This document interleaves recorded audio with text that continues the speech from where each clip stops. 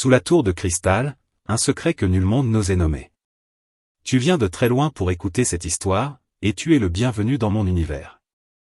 Abonne-toi à ma chaîne pour ne rien manquer des récits humains au cœur des étoiles. La tour de cristal se dressait comme une lance de lumière sous les deux soleils de Fé5. Sa surface reflétait le ciel en mille couleurs, comme si chaque rayon voulait y laisser sa trace. Rémi Holdan, humain venu de la Terre, resta un instant immobile devant l'entrée, le cœur serré par un mélange de peur et d'espoir.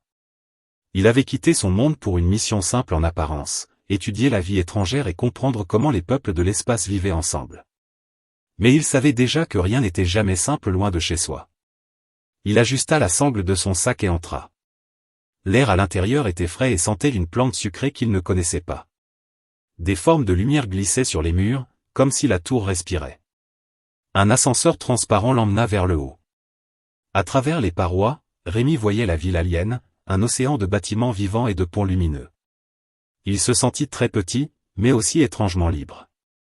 Quand la porte s'ouvrit au 7e niveau, un long couloir aux murs irisés s'étendait devant lui. Chaque pas faisait naître une note douce, comme un instrument géant. Il trouva enfin la porte de l'unité 731. Elle semblait faite de verre liquide. Il posa la main dessus, et la surface se mit à briller. La porte s'ouvrit sans bruit. Devant lui se tenait Kikala, sa logeuse. Sa peau verte brillait doucement, ses yeux violets le regardaient avec une curiosité calme. Ses cheveux bleu pâle flottaient légèrement, comme sous l'eau. « Bienvenue, Rémi Holdan, dit-elle. Tu es chez toi ici. » Sa voix avait une musique naturelle qui apaisait l'esprit. Rémi entra, un peu hésitant. L'intérieur était vaste, rempli de meubles translucides et de plantes aux feuilles larges. La lumière venait de partout et de nulle part, comme si l'air lui-même brillait. « Je vais te montrer ta chambre, » ajouta Kikala. Ils traversèrent un couloir court. Le sol était doux sous les pieds, presque vivant. La chambre donnait sur la ville entière, avec une grande fenêtre ouverte sur les deux soleils. Rémi sentit une vague de fatigue le traverser. « La salle d'eau est là, » expliqua Kikala en montrant une porte. « Repose-toi bien. » Elle sortit, laissant derrière elle un parfum léger, épicé et sucré à la fois. Rémi posa son sac sur le lit et entra dans la salle d'eau. L'endroit était simple et étrange, une seule pièce sous l'eau, la lumière et l'air semblaient se mélanger. Il retira ses vêtements et laissa l'eau chaude couler sur lui. La poussière du voyage disparut, et avec elle une partie de son stress. Il ferma les yeux, respirant lentement. La porte glissa soudainement. « Humain » murmura Kikala. Rémi ouvrit les yeux. Elle se tenait là, immobile, le regard fixé sur lui. Il sursauta. « Qu'est-ce que tu fais ? Tu devais frapper. » Kikala cligna des yeux, surprise. « Pardon. J'ai oublié vos règles de pudeur. » Son regard descendit malgré elle. « Pourquoi as-tu un petit chéhulu entre les jambes ?» Le sang monta au visage de Rémi. Il tenta de se couvrir. « Ce n'est pas un animal, c'est une partie normale de mon corps. » Kikala s'approcha un peu, fasciné. C'est étrange, et pourtant plein de vie. Rémi toussa. « Tu peux me laisser finir ?» Elle sembla comprendre, recula et quitta la pièce. Le silence revint, mais le cœur de Rémi battait encore vite. Ce moment avait été gênant, mais aussi chargé d'une tension qu'il n'arrivait pas à définir. Plus tard, ils se retrouvèrent dans le salon pour manger. Kikala avait préparé des plats colorés, qui fumaient doucement. « Tu dois avoir faim, dit-elle. »« Oui, avoua Rémi. » Ils mangèrent en silence quelques instants. Puis Kikala reprit la parole. « Ton organe, il sert à créer la vie ?» Rémi posa sa fourchette. « Oui. Chez nous, les hommes et les femmes se rapprochent pour avoir des enfants. » Kikala hocha la tête. « Chez mon peuple, nous dansons sous cette lune pour unir nos forces. Vos méthodes sont très directes. » Rémi sourit, un peu gêné. Malgré la différence, il sentait une curiosité sincère chez elle, pas de jugement. Un grondement lointain coupa leur discussion. La tour vibra légèrement. « Qu'est-ce que c'était ?» demanda Rémi. Kikala se leva brusquement. « Des pillards. Ils attaquent parfois les tours riches. » Une autre secousse, plus forte. Des lumières rouges apparurent sur les murs. « Vite, suis-moi. » Elle saisit la main de Rémi et le tira vers un mur qui s'ouvrit, révélant une petite pièce. Ils entrèrent juste avant qu'une explosion ne secoue l'immeuble. Le refuge était étroit. Ils se retrouvèrent très proches, presque collés. Rémi sentait la chaleur de Kikala, son souffle rapide. « Tu n'es pas blessé ?» murmura-t-il. « Non. Et toi ? » ?»« Ça va. » Ils restèrent ainsi, écoutant les bruits lointains. Dans cet espace clos, la peur se mêlait à quelque chose de plus doux. Rémi sentit une étrange connexion naître entre eux. Kikala leva les yeux vers lui. « Tu es courageux, humain. Je fais juste ce que je peux. » Le silence revint peu à peu. Les bruits d'attaque s'éloignèrent. Mais dans le refuge, le temps semblait suspendu. Rémi savait que sa vie venait de changer. Sur ce monde lointain, sous 2 soleils et dans une tour de cristal, un simple scientifique humain venait d'entrer dans une histoire bien plus grande que lui. Le refuge s'ouvrit lentement dans un souffle doux. La lumière du salon revint peu à peu, encore tremblante, comme si la tour de cristal reprenait son souffle après une grande peur. Rémi et Kikala sortirent prudemment. L'air sentait la poussière chaude et une plante brûlée quelque part dans la tour. Rémi regarda autour de lui. Quelques meubles avaient bougé, mais l'appartement tenait encore debout. La grande fenêtre montrait la ville toujours vivante, avec ses lumières et ses formes étranges. Malgré l'attaque, F5 continuait de battre comme un cœur. « Ils sont partis » dit Kikala doucement. « La sécurité arrive toujours après. » Rémi hocha la tête. Son esprit était encore pris par l'instant dans le refuge. Il avait senti la peur, mais aussi une proximité nouvelle avec Kikala. Il n'osait pas encore mettre des mots dessus. « Tu as été très rapide, lui dit-elle. Sans toi, j'aurais peut-être paniqué. » J'ai juste suivi ton mouvement, répondit Rémi. Tu savais où aller. Ils échangèrent un regard plus long que nécessaire. Puis Kikala détourna les yeux, comme si elle aussi sentait ce trouble silencieux. Le reste de la soirée passa dans une étrange douceur.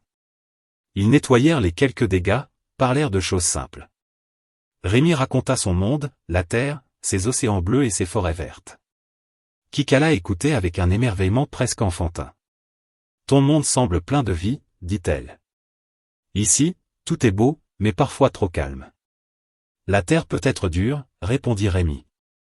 Mais elle est vraie. Quand il se coucha, la ville brillait encore derrière la vitre. Il ne dormit pas tout de suite. Dans sa tête, l'image de Kikala revenait, son regard, sa voix, sa présence si proche. Les jours suivants, Rémi commença sa mission.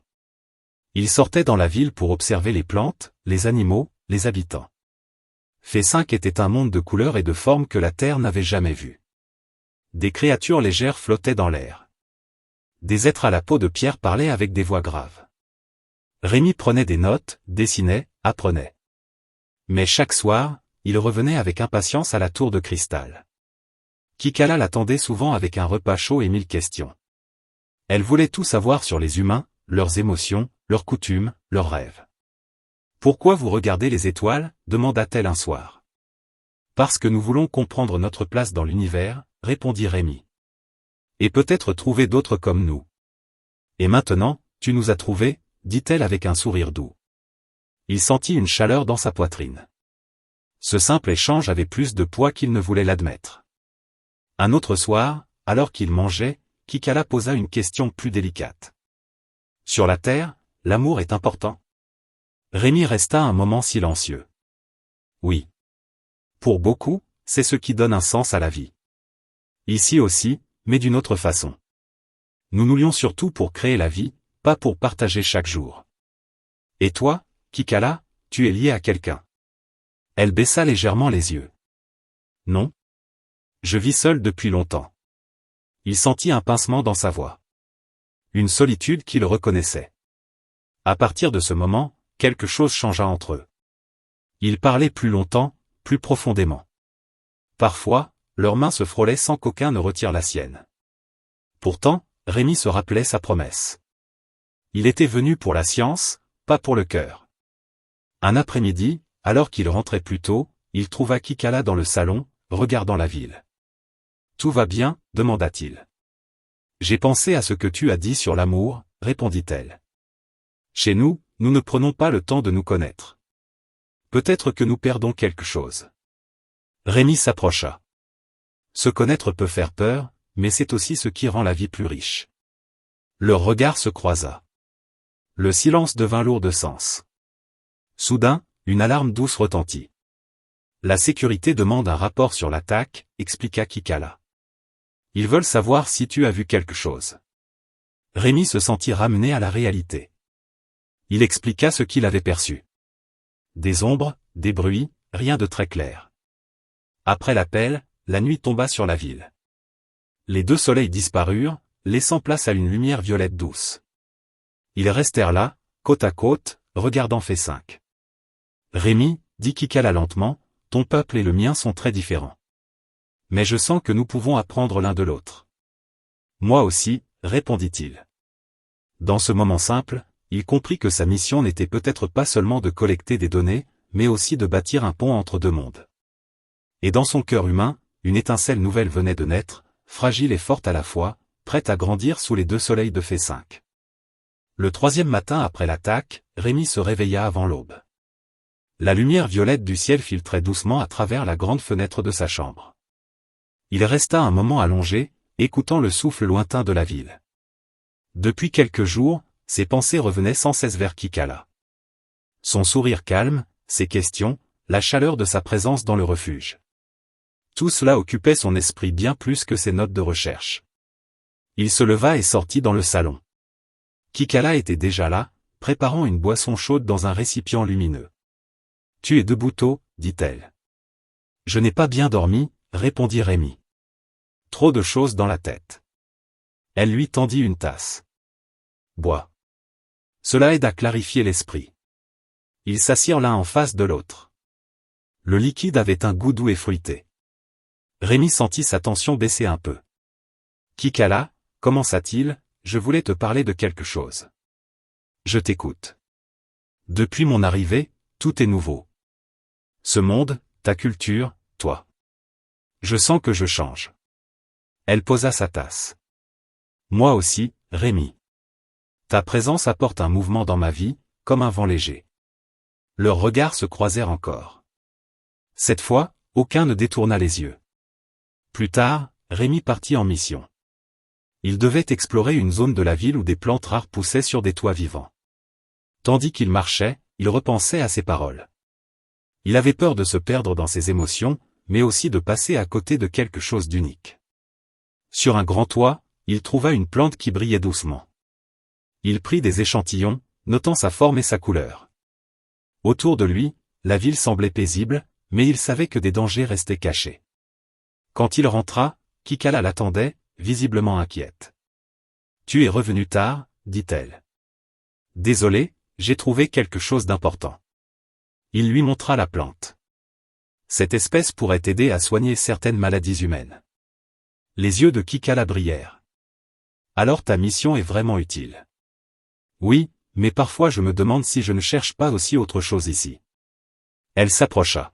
« Peut-être que ce monde t'offre plus que de la science. » Un silence doux s'installa. Rémi sentit une décision grandir en lui. « Kikala, dit-il, je ne veux pas te mentir. Je suis attiré par toi. Mais j'ai peur de ce que cela signifie. » Elle posa une main légère sur son bras. « La peur est normale. Chez nous aussi, l'inconnu fait trembler le cœur. » Il la regarda, reconnaissant.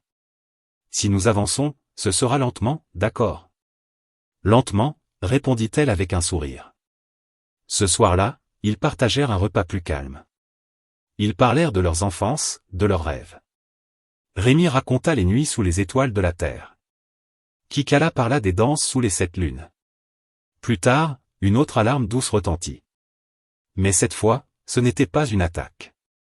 La sécurité annonçait une réunion avec les habitants de la tour. Dans une grande salle, les voisins se rassemblèrent.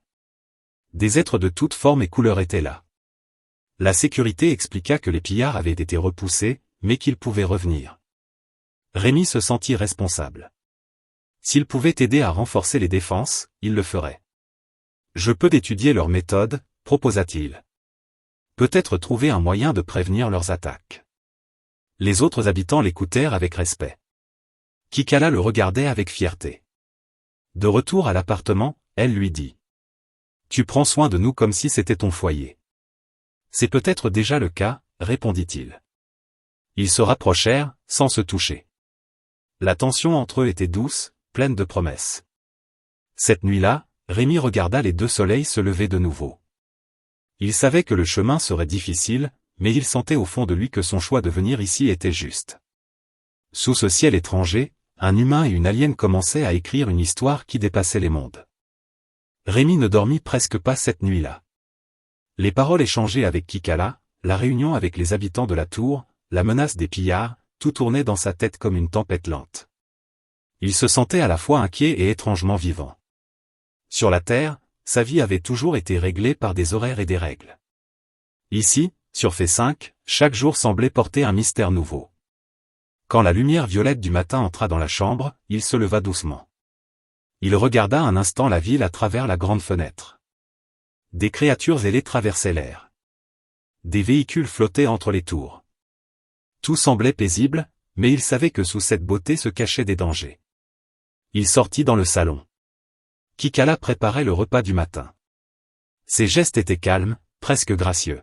« Tu n'as pas dormi non plus » dit-elle en le regardant. « Non. Trop de pensées. » Elle lui tendit un plat chaud.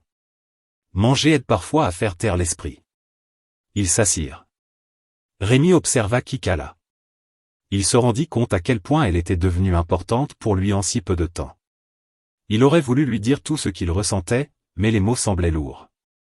Après le repas, il sortit pour travailler avec la sécurité de la tour. Il l'avait invité à analyser les traces laissées par les pillards. Rémi suivit un agent à la peau bleue dans un couloir endommagé. Des marques sombres couvraient le sol. Ils utilisent des outils puissants, expliqua l'agent. Mais nous ne comprenons pas leur énergie. Rémi s'accroupit et observa les traces. Leur technologie est rude mais efficace. Ils viennent sans doute de zones pauvres de la planète. Pourquoi attaquent-ils cette tour? Parce qu'elle est riche, répondit Rémi. Et parce qu'elle est un symbole. Cette pensée le troubla. La tour de cristal n'était pas seulement un lieu de vie, mais un signe de prospérité. Et cela attirait la violence. Plus tard, Rémi retourna à l'appartement. Kikala l'attendait, inquiète. As-tu appris quelque chose? Oui. Les pillards ne sont pas seulement des voleurs. Ils sont désespérés. Mais cela ne les rend pas moins dangereux. Kikala soupira. Je veux protéger les habitants. Cette tour est tout ce que j'ai. Nous la protégerons ensemble, dit Rémi sans hésiter. Ils se regardèrent. Cette phrase avait un poids fort. Il avait parlé comme s'il faisait déjà partie de ce lieu. Les jours suivants furent remplis de travail. Rémi aidait la sécurité à installer de nouveaux systèmes simples mais efficaces. Il utilisait ses connaissances humaines pour améliorer les défenses. Les habitants commençaient à lui faire confiance. Un soir, alors qu'il rentrait fatigué, Kikala l'accueillit avec un sourire. « Tu es devenu un héros pour la tour. »« Je ne suis qu'un scientifique, » répondit-il en riant doucement. « Pour nous, tu es plus que cela. » Ils mangèrent ensemble. La conversation était douce, mais un sentiment plus profond flottait entre eux. Rémi sentait que le moment approchait où il devrait faire un choix. « Kikala, dit-il finalement, je suis venu ici pour une mission. Mais mon cœur me tire dans une autre direction. » Elle posa sa main sur la sienne. « Et vers où te tire-t-il? »« Vers toi. Vers ce monde. » Elle inspira lentement. « Rémi, mon peuple ne forme pas des liens comme les tiens. Si nous nous rapprochons, ce sera difficile pour nous deux. Je le sais. Mais je préfère affronter la difficulté que vivre dans le regret. » Ils restèrent ainsi, main dans la main. Le silence n'était plus vide, mais plein de sens. Soudain, une nouvelle alarme retentit, plus forte que les autres. La tour trembla. « Ils reviennent, » murmura Kikala. Rémi se leva aussitôt. « Alors nous allons les arrêter. » La sécurité appelait tous les volontaires. Rémi suivit les agents vers le niveau inférieur. Les pillards tentaient de forcer une entrée. Des ombres bougeaient dans la fumée. Rémi sentit la peur, mais aussi une détermination nouvelle. Il pensa à Kikala, à la tour, à ce monde qu'il avait accueilli. « Nous devons les repousser sans détruire la tour » cria-t-il. Les agents suivirent ces instructions. Ils utilisèrent des barrières d'énergie et des lumières aveuglantes. Les pillards reculèrent, surpris par cette résistance organisée. Rémi guida les autres avec calme.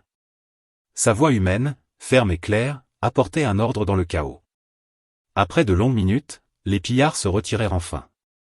Le silence retomba. Rémi sentit ses jambes trembler. Il n'avait jamais été aussi près du danger. Mais la tour était toujours debout. Il retourna en courant à l'appartement. Kikala l'attendait, le visage tendu. « Tu es vivant » souffla-t-elle. « Oui. » Et la tour aussi. Elle le serra contre elle sans réfléchir. Rémi sentit son cœur battre contre le sien. Ce contact simple effaça toute hésitation. « Je ne veux plus faire semblant » dit-elle doucement. « Tu comptes pour moi, Rémi. » Il la regarda dans les yeux. « Toi aussi. » Dans cet instant, sous la lumière violette des deux soleils, Rémi comprit que son voyage avait pris un sens nouveau. Il n'était plus seulement un visiteur. Il était devenu un protecteur, un lien entre deux mondes, et un cœur humain battant au milieu de l'infini.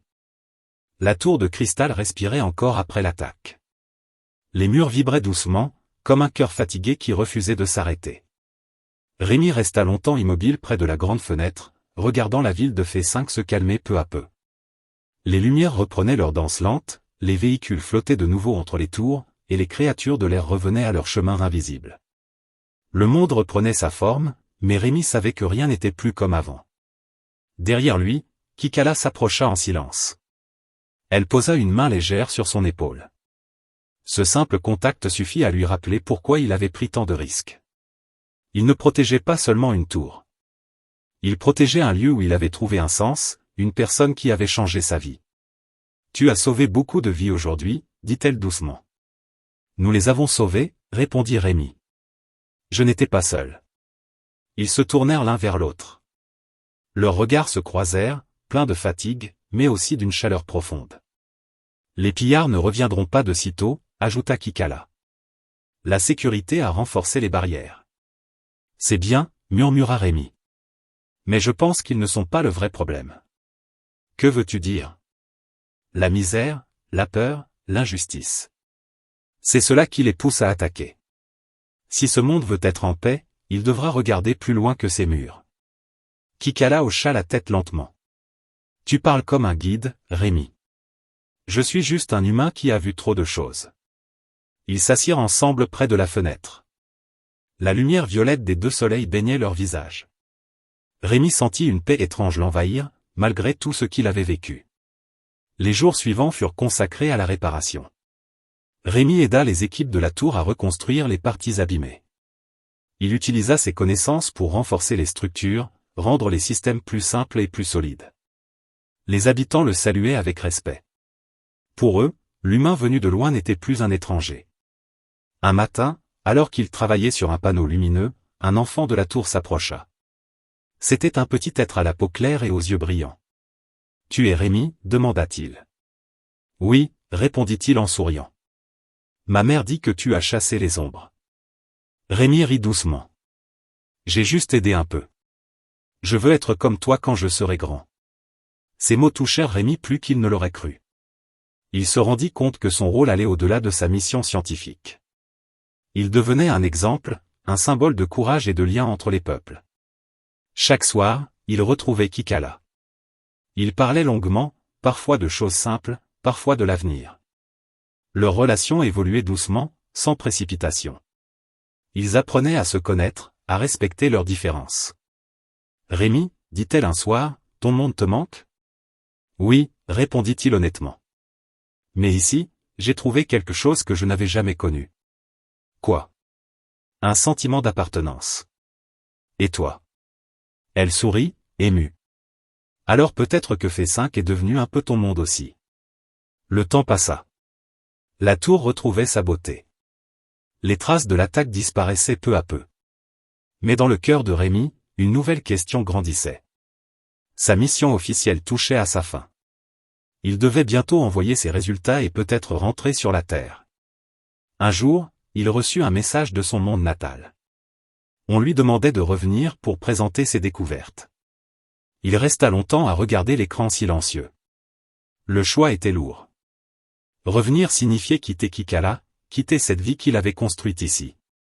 Rester signifiait tourner le dos à son ancien monde. Le soir, il en parla à Kikala. Ils veulent que je rentre. Elle ne répondit pas tout de suite. Ses yeux violets semblaient plus sombres. Et que veux-tu faire? Je ne sais pas. Une partie de moi veut revoir la terre. Mais une autre ne veut pas te quitter. Kikala s'approcha de lui. Rémi, je ne te retiendrai pas si tu dois partir. Ton peuple a besoin de toi. Mais sache que mon cœur te gardera toujours. Ces mots furent à la fois doux et douloureux. Rémi sentit une larme lui monter aux yeux. Je ne veux pas choisir entre deux mondes. Je veux les unir. Kikala le regarda, surprise. Comment? Je peux servir de lien. Partager ce que j'ai appris ici avec la terre, et revenir. Aider Fé5 à grandir, et la terre à comprendre. Tu ferais cela pour nous? Pour toi. Pour ce monde. Pour tous.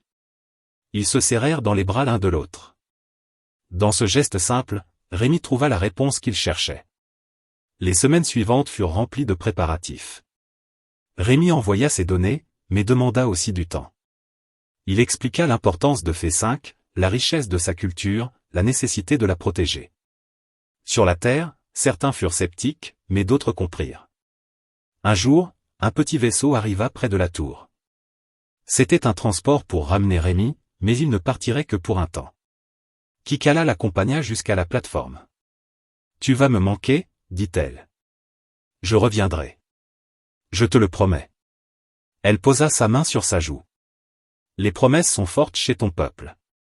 Celle-ci est plus forte que toutes. » Ils se dirent au revoir sous les deux soleils. Le vaisseau s'éleva lentement. Rémi regarda Fé5 s'éloigner, son cœur plein d'un mélange de tristesse et d'espoir. Sur la terre, il parla longtemps de ce qu'il avait vu. Il défendit Fé5, demanda de l'aide pour ce monde, proposa des échanges. Peu à peu, les esprits changèrent. On comprit que l'univers n'était pas un lieu à conquérir, mais à partager. Quelques mois plus tard, Rémi revint. Quand son vaisseau approcha de la tour de cristal, son cœur battait comme au premier jour. Kikala l'attendait. Ils se retrouvèrent dans le salon lumineux. Rien n'avait changé, et pourtant tout était différent. « Tu es revenu, dit-elle avec un sourire. Je t'avais fait une promesse. » Ils s'assirent ensemble. Rémi raconta ce qu'il avait fait, les discussions, les projets. La Terre et Fé5 vont commencer à échanger, dit-il. Des idées, des soins, des rêves. Alors ton pont est en train de naître. Oui. Et toi, Kikala, tu en es la base. Elle rit doucement. Tu parles toujours comme un poète, Rémi. Peut-être que ce monde m'a changé. Ils regardèrent la ville. Fé5 brillait comme un joyau dans l'espace. Rémi comprit alors que son voyage n'était pas une fuite, mais une transformation. Il était toujours un humain, avec ses peurs et ses désirs. Mais il était aussi devenu un citoyen de l'univers, un être capable d'aimer au-delà des étoiles. Sous les deux soleils, dans la tour de cristal, Rémi et Kikala se tenaient côte à côte. Leur histoire, née d'un malentendu et d'un sourire, avait grandi jusqu'à devenir un symbole d'espoir. Et dans le vaste silence de l'espace, une simple vérité brillait, quand un cœur humain ose s'ouvrir, même les mondes les plus lointains peuvent devenir un foyer.